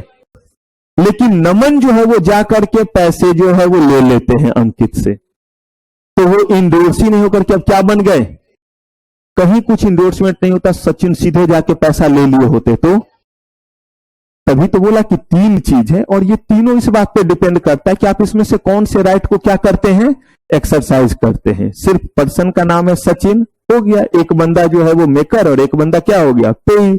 उसमें लिखा हुआ है बियरर, यानी कि जो भी लेकर के आएगा वो, तो वो कोई भी हो सकता है, उसमें कुछ भी इंडोर्स करने की फिर जरूरत नहीं है। हाँ, जिसके भी पास जो लास्ट में जाकर के क्या कर लेता है, ले लेता है, वो पेई हो गया। चूंकि उसी के पास पड़ा हुआ है तो वो क्या हो गया, होल्डर हो गया। अब इसमें और देखिए, जो हमने अनकंडीशनल बोला था वहां पे थोड़ा टिकना पड़ेगा। It must be in writing, oral promise to pay will not do. Oral आप कहीं भी जो है वो कोई भी पेमेंट, ओरल जो है वो प्रोमिसरी नोट्स इशू नहीं हो सकता। एक contract can be made oral, लेकिन जो है वो प्रोमिसरी नोट्स जो है आपका क्या नहीं हो सकता है, ओरल नहीं हो सकता। It must contain N express promise और क्लियर अंडरटेकिंग टू पे। साफ तौर पे होना चाहिए कि क्या जो है वो पे किया जा रहा है, वो 1 लाख रुपया है, ये साफ होना चाहिए। ए प्रॉमिस टू पे कैन नॉट बी इन्फर्ड, यानी वो इन्फर्ड नहीं हो सकता है, इनडायरेक्ट नहीं हो सकता है, एम्बिगुअस नहीं होता। जैसे अगर वो कहता है कि मैं जो है वो एक्नॉलेज करता हूं डेट इज नॉट सफिशियंट, कि जितने भी मेरे पास कर्ज हैं वो सब मैं एक्नॉलेज करता हूं, तो कहा नहीं। यानी अगर वो कहता है कि भाई मेरे पास जितने भी कर्ज थे अंकित के, सचिन के, वो सारा का सारा जो है वो पैसा जो है वो कोई भी इसको जो लेकर के आएगा उसको मैं दे दूंगा। This is not promissory notes. Reason being amount नहीं है, नहीं पता है कि कितना कर्ज उन दोनों के बीच आपस में है, ये क्लियर नहीं है। द प्रॉमिस और अंडरटेकिंग टू पे मस्ट बी अनकंडीशनल। और अनकंडीशनल का मतलब क्या हुआ, अगर आपने ऐसे लिख दिया कि when able, as soon as possible, after your marriage to D, तो इन्होंने बोला कि ऐसा कोई कंडीशन जो है वो वैलिड नहीं होगा। लेकिन अनकंडीशनल तो हमने ऑलरेडी लिखा हुआ था, लेकिन कुछ चीजों को कहा गया कि कंडीशनल के कैटेगरी में अगर वो है तो भी वो वैलिड है, बशर्ते उस कंडीशन का, उस चीज का होना तय हो। जब मैं कैपेबल होऊंगा, ये तो साफ तौर पर लगता है, हो सकता है आप कभी कैपेबल ना हो देने में। एज सुन एज पॉसिबल का क्या मतलब होता है, भाई बताइए, 5 दिन बताइए, 10 दिन बताइए, 20 दिन बताइए। अगर जो है वो अंकित ने बोला कि मैं जो है वो 30 दिनों के भीतर या 30वें दिन ये पैसा जो है वो सचिन को दे दूंगा, तो बताइए ये प्रोमिसरी नोट्स हुआ या नहीं। भाई डेट तो बताया, कंडीशन तो बताया, लेकिन कहा गया कि ये अनकंडीशनल के ही कैटेगरी में है। अगर उन्होंने लिख दिया कि जितना जल्दी होगा मैं क्या करूंगा, दे दूंगा। अब उन्होंने कहा कि ये जो है मैं 30 दिन से लेकर के 60 दिन के, 30 दिन के बाद और 60 दिन से पहले या तो सचिन आ जाए या सचिन जिसको बोले उसको दे दूंगा। प्रोमिसरी नोट्स हुआ या नहीं हुआ। अब इसमें उन्होंने कहा है कि अगर उन्होंने कोई कंडीशन भी लगा दिया है और कोई स्पेसिफिक इवेंट बोल दिया है, लेकिन उस इवेंट का होना तय हो, तो उस केस में ये अनकंडीशनल माना जाएगा। जैसे अगर अंकित ने बोला कि जिस दिन जो है वो सर मर जाएंगे उसके 10 दिन के भीतर जो भी जो है या तो सचिन को दे दूंगा या सचिन जिसको बोले उसको 1 लाख रुपया दे दूंगा खुश होकर के। लेकिन अब इन्होंने क्या बोला कि जिस दिन सर की क्या हो जाए, डेथ हो जाए। तो ये यूनिवर्सल ट्रूथ है कि जो है वो जो आदमी आया है उसे मरना ही है। तो कहा गया कि ये भी जो है वो कंडीशन के दायरे में नहीं आया, क्योंकि ये एक ऐसा कंडीशन है जिसका होना क्या है, तय है। लेकिन अगर ये चीज कह देते हैं कि ये पैसा मैं जो है वो विराट के शादी होने के 10 दिन के भीतर जो है वो सचिन को दे दूंगा, हो सकता है विराट जो है वो अटल बिहारी वाजपेयी की तरह, अबुल कलाम आजाद की तरह हो, जीवन से मोह माया भंग हो जाए और ये बोले मैं शादी नहीं कर। तो देखिए ये कंडीशन होना जो है वो 100% जो है वो तय नहीं है। तो कहा गया कि अगर कोई चीज दिया हुआ है तो उस चीज का होना क्या होना चाहिए, तय होना चाहिए। जैसे बट अ प्रॉमिस टू पे आफ्टर ए स्पेसिफिक टाइम, या कौन सा चीज, हैपनिंग ऑफ एन इवेंट। अगर कोई इवेंट है तो वो इवेंट क्या होना चाहिए, कहा कि उस इवेंट का होना बिल्कुल श्योर होना चाहिए, तय होना चाहिए। तो ऐसे केस को हम बोलेंगे कि इट इज नॉट कंडीशनल। जैसे आई प्रॉमिस टू पे 1 लाख कब, बी के डेथ के बाद, कहा कि ये क्या है, अनकंडीशनल के कैटेगरी में आएगा। The maker must sign the promissory notes in token of undertaking to pay the payee और हिज ऑर्डर। साइन किन का होना जरूरी है, मेकर का। अगर मान लीजिए कि नहीं है सचिन का साइन, कोई बात नहीं है, एग्रीमेंट आपके इंप्लॉयर ने आपके साथ किया है, इंप्लॉयर ने साइन करके दे दिया, रख लीजिए ना, आपको जब मर्जी होगा आप क्या कर लीजिएगा, साइन कर लीजिएगा, क्योंकि उनके पास जो उस पर उन्होंने क्या करवा लिया है, आपसे साइन करवा लिया है तो वो जब चाहे उस पर साइन कर दे। ठीक वैसे ही मेकर वो है, उनका साइन होकर के किनके पास आना चाहिए? सचिन के पास। सचिन को जब मर्जी होगा साइन करेंगे, किसी और को इंडोर्स करना रहेगा तो किसी और को इंडोर्स करेंगे। The maker must be what? Certain person. देखिए यहां नोट्स का मतलब क्या हो गया? Promissory notes. Must show clearly who is the person engaging himself to pay. कौन सा पर्सन है जो क्या कह रहा है कि मैं पैसे पे करूंगा, उसका नाम साफ साफ लिखा होना चाहिए, जैसे यहां अंकित हुए। द पेई मस्ट बी सर्टेन। पेई क्या होना चाहिए? जैसे सचिन या सचिन जिसको कहे वो पर्सन। अंतिम में भी जो जाएगा वो पर्सन क्या होना चाहिए? सर्टेन। अगर बियरर भी है तो भी वो एक सर्टेन होता है कि वो ह्यूमन बीइंग ही होगा। The promissory note must contain a promise to pay to some person और person a certain by name or designation or to other. The sum payable must be certain and amount must not be capable of what? Contingent addition or subtraction. मतलब जो भी amount आपने बोला है ना 1 लाख से क्या होगा? कम होगा, ना क्या होगा? ज्यादा। अगर ऐसा कोई भी चीज है तो वो प्रोमिसरी नोट्स नहीं होगा। Payment must be in legal money of the country. ये सारे आपके एग्जाम में लिखने वाले फिलर पॉइंट्स हुए, सही बोलिए। तो प्रोमिसरी नोट्स का जो कॉन्सेप्ट है उसमें ये नहीं, ऑब्वियस सी बात है, जो नोट्स होगा वो क्या होगा? Legal money of country. इसी देश का जो करेंसी वही देंगे ना। और जो करेंसी क्या होना चाहिए? जो करेंसी आपका एक वैलिड करेंसी होना चाहिए।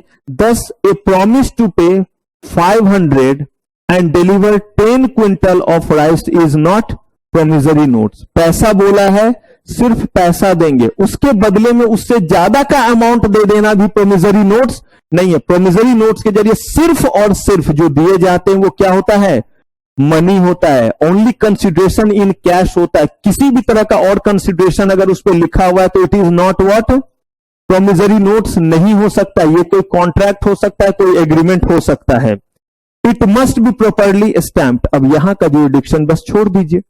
इस पे स्टैंप को लेकर के क्या कहा हुआ? ये कौन सा एक्ट बोलता है? इंडियन स्टैंप एक्ट पढ़ेंगे। बस जान लीजिए कि प्रोमिसरी नोट्स पे स्टैंप लगा होना चाहिए। करेंगे बात उसमें और कितने का होगा? It must be the name, place, number सब लिखा होना चाहिए। किस डेट को एग्जीक्यूट हुआ है, कहां एग्जीक्यूट हुआ है, ये उस पे मेंशन होना चाहिए। लेकिन अगर किसी भी कारण से उस पे डेट मेंशन नहीं है, प्लेस मेंशन नहीं है, लेकिन सिग्नेचर मेंशन है और बाकी चीज उसमें मेंशन है, कहा गया कि ऐसे केस में आप इसको इनवैलिड डिक्लेयर नहीं कर सकते हैं। However their omission will not render the instrument invalid. क्या मेंशन नहीं है? अगर डेट और अगर प्लेस जो है वो मेंशन नहीं है तो वो इनवैलिड नहीं होगा, क्योंकि अगर अनडेटेड है तो माना जाएगा कि जिस दिन जो है वो सचिन को दिया गया उसी दिन का वो डेट क्या मान लिया जाएगा? उस प्रोमिसरी नोट का डेट मान लिया जाएगा। हमने जो कहा प्रोमिसरी नोट्स, उसमें बस एक छोटा सा हम ट्विस्ट ला करके उसको क्या बनाते हैं?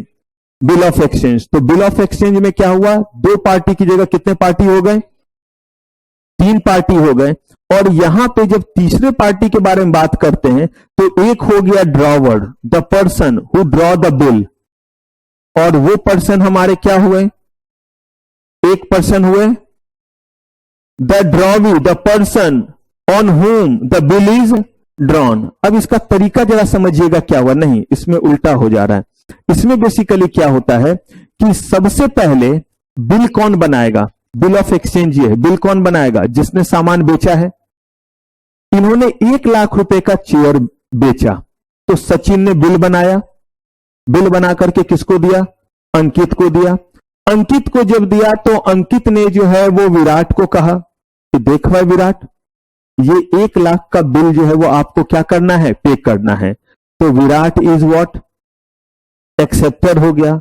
The payee one to whom the sum stated is payable. और वो कौन हो सकते हैं? द ड्रॉवर और एनी पर्सन। हां या ना? सचिन सामान बेचे थे वो कहलाए ड्रॉवर। उन्होंने बिल बनाया। क्या बिल बनाया? कि मेरे इतने चेयर का, मान लीजिए 1000 चेयर का कॉस्ट 1 लाख रुपया, बिल बना के दिया। तो Sachin is called what? Drawer. Bill किसको दिया? जिसने सामान खरीदा था। किसने सामान खरीदा था? कुर्सी। अंकित ने, अंकित क्या हो गया, ड्रॉ भी हो गया। अंकित को देना था 1 लाख रुपया, उन्होंने विराट को बोला, फंसाया एक बलि का बकरा, और बोला कि भाई 1 लाख रुपया क्या करना, दे देना। हो सकता है इनका पहले से बिजनेस में कुछ अपना पैसा का लेन देन होगा, लेकिन उन्होंने एक्सेप्ट कर लिया, तो क्या हुए। अब मुझे एक चीज बताइए, पैसे किसको मिलेंगे इन जनरल। सबसे पहले सचिन को, अगर सचिन को मिला तो सचिन क्या कहलाए, पेई कहलाए। तो इस केस में पेई और ड्रॉवर एक ही पर्सन हो गए।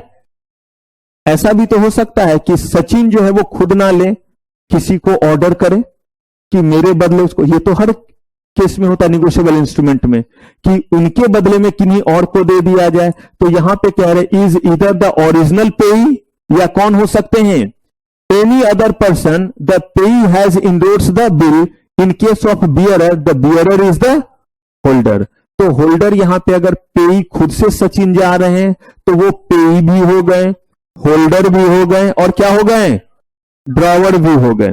उन्होंने खुद से पैसे नहीं लिया, उन्होंने किसी को इंडोर्स कर दिया। तो अब देखिए सचिन जो कि एक ड्रॉवर थे, अब वो क्या बन गए, इंडोर्सर बन गए। जिनको उन्होंने इंडोर्स कर दिया, उन्होंने जो है वो नमन को इंडोर्स कर दिया, तो वो क्या बन गए, इंडोर्सी बन गए। नमन के पास ये है तो नमन क्या बन गए, होल्डर बन गए। नमन जाकर के विराट से ले लेंगे तो नमन ही क्या बन गए, पेई बन गए। नमन जो है वो फर्दर जो है वो ये किसी और को जो है वो दे देते थे, मान लीजिए निधि को दे दिया और बोला कि जा, क्या याद रखोगे कितने का, 1 लाख का।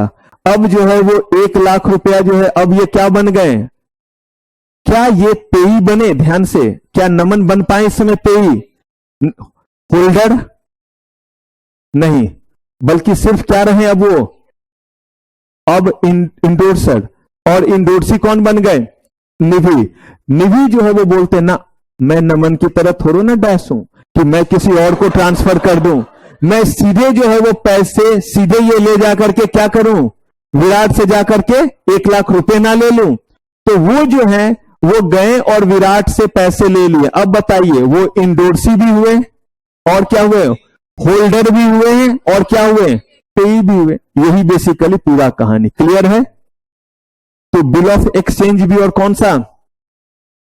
अब देखिए, अब आप जरा बियरर में देखिए बार बार क्यों लिखा हुआ था, bill of exchange and promissory notes are bearer instrument. Clear है। अब ये क्या ये ऑन डिमांड हो सकता है, हो सकता है, अगर उसमें टाइम दिया हुआ है कि नहीं 30 दिन बाद मिलेगा या जब मर्जी तब कर लेना, तो क्या हो गया, पेबल ऑन डिमांड, और नहीं तो क्या हो गया, टाइम वेस्ट हो गया। कह रहे हैं कि the endorsee is the person to, ये सारे के सारे हम लोग देख चुके हैं। अब देखिए जरा ये लाइन को जरा आप मुझे समझा दीजिए, आज बहुत चीज मैंने लगातार समझाया है, ये दोनों पॉइंट जरा आप समझाइए। जो उस पॉइंट पे बिल्कुल होगा, जिस पॉइंट पे उस वो कर लेगा उस पॉइंट पे क्या होगा, सेम होगा। लेकिन अगर जिस समय उसके पास होगा और वो इंडोर्स कर रहा होगा, तो थोड़ी देर के लिए वो होल्डर है, और पहले तो उसके पास, नमन के पास पहले आया तो क्या बने, होल्डर। उसके बाद होल्डर थे और साथ में क्या थे, इंडोर्सी। ये दोनों पोजीशन उनका बदल करके क्या हो जाएगा, इंडोर्सर, बस इंडोर्सर का। और निधि के पास जैसे ही गया तो पोजीशन क्या हो गया, होल्डर और इंडोर्सी। अगर नहीं, पेई तो तब जब वो क्या करते हैं, ले लेते हैं। अगर वो नहीं करते तो तभी तक का उनका पोजीशन क्या रहेगा, होल्डर एंड इंडोर्सी। अगर वो भी किन्हीं और को दे देते हैं, उनको भी नमन की तरह किसी ने काटा और उन्होंने भी किसी और के नाम कर दिया, तो फिर वो क्या बन गए, सिर्फ इंडोर्सर। और जिसको दिया वो फिर क्या बन गए, और होल्डर। वो भी अगर एक्सरसाइज कर लेंगे तो फिर क्या बन गए, पेई। अब आप जरा इन दोनों को एक बार मुझे बताइए कि ये दोनों क्या कह रहा है। दोनों पहले एक बार पढ़ लीजिए, दोनों क्या, एक बार बाकी भी को भी पढ़ लेने दीजिए।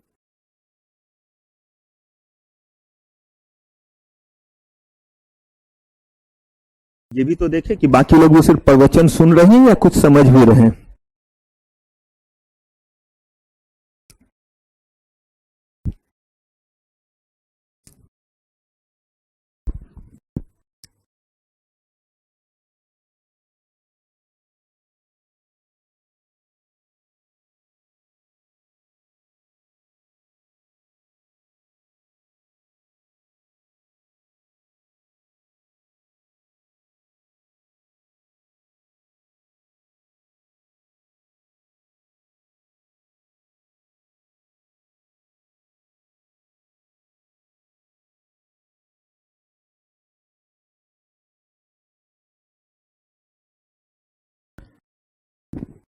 एकदम क्रिस्प में और टू द पॉइंट ये चीज आप मुझे समझाएंगे। कौन समझाएंगे? इधर से एक, इधर कोई? चलिए बताइए भूमिका।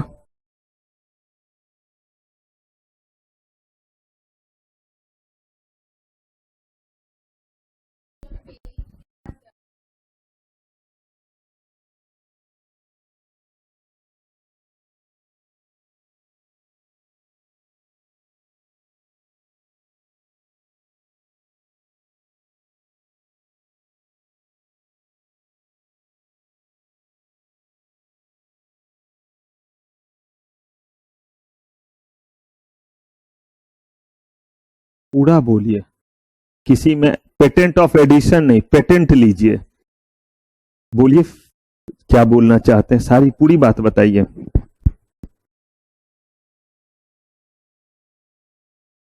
और कोई हाथ साफ करेंगे? नहीं करेंगे।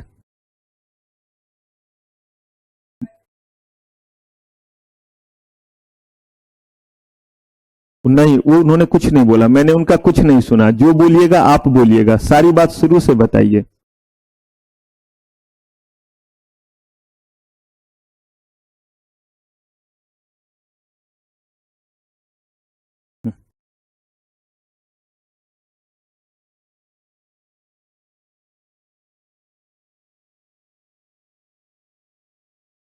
आप लोग समझ गए?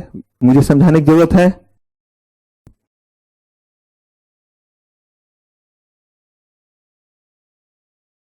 बोलेंगे आप कुछ? बताइए।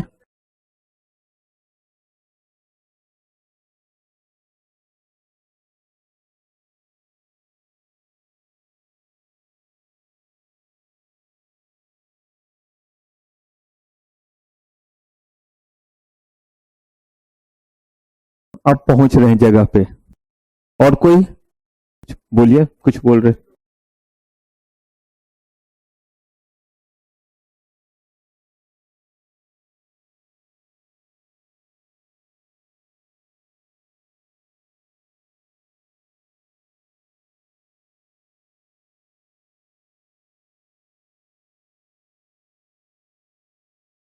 अच्छा, अब सुनिए जरा क्या कहता है। इसमें कह रहा है यहां पे, the name of such a person may be inserted by the drawer और by any indorser in order that resort may be had to him in case of need। एकदम आसान तरीके से चलते हैं। सचिन के पास, सचिन क्या थे? ड्रॉवर। ड्रॉवी कौन थे? एक्सेप्टर। ठीक है, सचिन जो है वो ड्रॉवर थे, पैसे लेने के लिए गए। वो भी जा सकते थे या किसी को और इंडोर्स करते। अभी सचिन पे रहते हैं। तो सचिन जो है पैसे लेने के लिए गए विराट के पास। विराट ने एक्सेप्ट किया था, तभी तो वो बिल ऑफ एक्सचेंज बना। जब लेने के लिए गए तो वो डिसऑनर कर देते हैं। कैसा 1 लाख? कौन सा 1 लाख? बोलते ये देखो साइन है आपके। बोलते साइन से ही ले लो। नहीं देने का मन रहता तो ऐसे ही से बात लोग बोलते हैं, उसी साइन से ले लो पैसे, साइन किए हैं तो। मैं नहीं देता, मतलब उन्होंने रिफ्यूज कर दिया। अगर रिफ्यूज कर दिया तो ध्यान से सुनिएगा, इस केस में आपके बिल ऑफ एक्सचेंज पे लोग भरोसा करें। इसके लिए जो है वो drawee in case of need जो है वो कौन होंगे? तो कहा कि उस केस में drawee in case of need जो है वो बन गए खुद जो है वो अंकित, क्योंकि अंकित को पहले नहीं देना था। देना किसको था? देना था किसको? विराट। तो ये जो ड्रॉवी है ये क्या हुआ? इन केस ऑफ नीड, कि अगर जरूरत पड़ा तो मैं पे कर दूंगा। ये बेसिकली जो है वो सचिन को एक और लेवल का क्या देगा? कंफर्ट देगा कि देना किसको है? विराट को। लेकिन अगर विराट नहीं देता है तो वैसे केस में किससे ले सकते हैं? उसी ड्रॉवी से हम ले सकते हैं। तो वो कैसा ड्रॉवी हुआ? इन केस ऑफ नीड। विराट ने भले मन से दे दिया, किनको? या तो सचिन को, या सचिन ने जिनको भी क्या किया था, इंडोर्स किया था। यही लिखा हुआ है। सचिन ने मान लीजिए कि गिरीश को क्या किया था, इंडोर्स कर दिया था। तो अगर गिरीश लेने के लिए गए विराट से, तो इनको भी वही कह रहे हैं, ले लो मेरे साइन से ही। तो इस केस में वो भी जो है वो अब किनके पास चले जाएंगे, अंकित के पास। तो ये अंकित हर केस में क्या बन गए?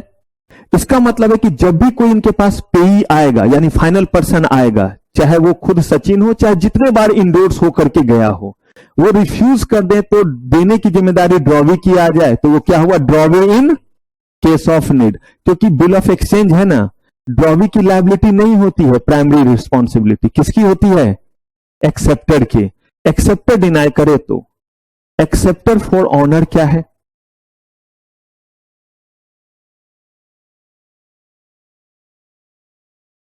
हाँ, ये वही पर्सन हुआ जो कह रहा है आ बैल मुझे मार। ये पर्सन जो है वो हो गया थोड़ा खतरों का खिलाड़ी, और इसका कद बहुत बड़ा, यानी कि ऐसे जो है वो विराट ने जो है वो एक्सेप्ट किया है। इसको लेकर के सचिन को डाउट है कि चल भाई 20,000 तेरा पीजी का समझ में आया, लेकिन मेरा 1 लाख रुपया कैसे दोगे? पप्पा को बोलोगे तो मुक्का मारेंगे, मेरा 1 लाख देंगे? अब इनको जो है वो डाउट हो गया। अगर ऐसा है तो उस केस में मान लीजिए जितेंद्र सर, मेरे पास तो 12 रुपए ही है, जितेंद्र सर आते बोलते चल कोई नहीं, अगर जो है वो विराट ने नहीं दिया तो मैं दे दूंगा। अब बल्ले बल्ले शाबा शाबा, तो हमारे जो है वो जितेंद्र सर क्या बन गए, खतरों के खिलाड़ी। ऐसे भी हैं ही खिलाड़ी, जंप मारते रहते हैं, गुलाटी मारते रहते हैं। तो अब जो है वो बन गए किस चीज के खिलाड़ी, खतरों के खिलाड़ी। और वो क्या कहलाए, एक्सेप्टर फॉर ऑनर। और उन्होंने खुद जो है वो बोला आ बैल मुझे, अगर विराट ने नहीं दिया तो वो लीगली क्या हो गए, बॉन्डेड हो गए, और उनको पैसे देने पड़ेंगे किनको, सचिन को। पूरा कीजिए, या सचिन ने जिनको इंडोर्स किया। और अगर ये बियरर नेचर का है तो जिसके भी पास है वो हवा में हिलाता हुआ आएगा। अगर विराट ने मना किया तो ऐसे हिलते हुए कहां पहुंच जाएगा, जितेंद्र सर के पास। क्लियर है? ये आपका क्या हुआ, बिल ऑफ एक्सचेंज। अब इसमें देखिए, इसमें भी सेम बातें हैं, ये भी राइटिंग में होगा तभी वैलिड होगा। अगर राइटिंग में नहीं, जितनी भी बात हमने किसकी की है, प्रोमिसरी नोट्स की, सब यहां भी वैलिड। अंतर बस इतना ही है कि वो दो पार्टी के बीच में यहां, और बीच में यहां पे जो है एक आ गया नीड वाला भी और एक आ गया ऑनर वाला भी, जो कि उसमें ऐसी कोई बात नहीं होती है। अब हम लोग को इसके बीच में क्या देखना है, क्या डिफरेंस है। जो हमने पढ़ा है उसी डिफरेंस को बस एक जगह क्या किया है, मेंशन कर दिया है। ये कितने लोगों के बीच में है, और आपके लिए इंपॉर्टेंट है, एग्जाम में अगर पूछेगा तो ऐसे ही आपको टेबुलर फॉर्म में जाना है। किस फॉर्म में, टेबुलर फॉर्म में। एक हुआ 2 पार्टी के बीच में, और ये कितने के बीच में, 3 पार्टी के बीच में होगा। A note can not be made payable to maker himself, और ये जो है वो खुद हो सकता है कि नहीं। देखिए, ड्रॉवर और पेई एक ही बंदा हो सकता है या नहीं, हो सकता है। सचिन ही जो है वो ड्रॉवर है और वही क्या हो गए, पेई हो गए। अनकंडीशनल प्रॉमिस, यहां पे कहते हैं अनकंडीशनल ऑर्डर किसको, drawee, according to the direction of drawer. Drawer के डायरेक्शन पे अब जा सकते हैं। अब यहां पे कह रहे हैं कि जो है वो ड्रॉवर के जो है वो बेसिकली जो है वो कंडीशन पे जो है, ये ऑनलाइन के ही बच्चे, आज इनको बोला कि आज आप मजे लेके देखिए ऑफलाइन का, क्योंकि शायद उसके बाद ऑफलाइन का मजा लेने ऑनलाइन में तो जब मर्जी होगा क्या करेंगे, टीचर को, ऑनलाइन में तो टीचर को क्या कर सकते हैं, जा तू चुप हो जा। अब कब देखेंगे, अब थोड़ा घूम के आएंगे तो देखेंगे। और यहां पे तो चुप रहने के लिए बोला तो टीचर जो है वो मुक्का मारेगा। चलिए, तो यहां पे कह रहे हैं हम लोग कि ये जो हमारा बिल ऑफ क्या है, एक्सचेंज है, इसमें कह रहे हैं in the direction of home, drawer, A note is presented for payment without any prior acceptance by the. अच्छा, इसमें कहीं एक्सेप्टेंस कुछ होना चाहिए प्रोमिसरी नोट्स में, लेकिन अगर बिल ऑफ एक्सचेंज है तो किसका एक्सेप्टेंस होना चाहिए, एक्सेप्टर का। अगर एक्सेप्टर ने एक्सेप्ट नहीं किया तो कभी भी आपका वैलिड माना जाएगा नहीं। The liability of maker of note is what, primary, और इसमें क्या होगा, सेकेंडरी एंड कंडीशनल। क्यों? अगर एक्सेप्टर ने ऑलरेडी दे दिया है तो कभी भी जो है वो ड्रॉवी की बारी आएगी देने की, इसीलिए ये क्या हो गया, conditional. No such notice given to, यहां कह रहे हैं कि when bill is dishonoured, notice किसको जाएगा, नोटिस जरूर देंगे। अगर विराट ने मना कर दिया तो इस बात का नोटिस जरूर जाना चाहिए ड्रॉवी के पास, बिना उसके जो है आप जो कोई एक्शन नहीं लेंगे। लेकिन प्रोमिजरी नोट्स में कोई भी जो है वो क्या करने की जरूरत नहीं है, कहीं किसी भी तरह का जो है वो नोटिस देने की जरूरत नहीं है। आप चाहे तो क्या कर सकते हैं, एक्शन निगोशिएबल इंस्ट्रूमेंट एक्ट के तहत दिया हुआ है कि किस तरह से आप इस चीज को क्लेम करेंगे। चलिए ये बात ऊपर भी कर लिए। अब इसके बाद अगला जो इंस्ट्रूमेंट हमारा है वो है टाइप, इसी का जो है वो क्या है, अलग अलग तरह का टाइप, किसमें, बिल ऑफ एक्सचेंज। और जितने भी तरह के इंस्ट्रूमेंट अब आप सुनते हैं ना, चेक वगैरह, ये सब किसका पार्ट होता है, बिल ऑफ एक्सचेंज का। और कौन कौन से टाइप हैं, और साथ ही साथ अगर आपका निगोशिएबल इंस्ट्रूमेंट फुलफिल नहीं होता है तो क्या होगा, तो इस चीज का जवाब मिलेगा आपको हमारे, बस यही आपको सबसे पसंद है। चलिए तो फिलहाल आज की सारी सेवा समाप्त। थैंक यू वेरी मच, आपका बहुत बहुत धन्यवाद।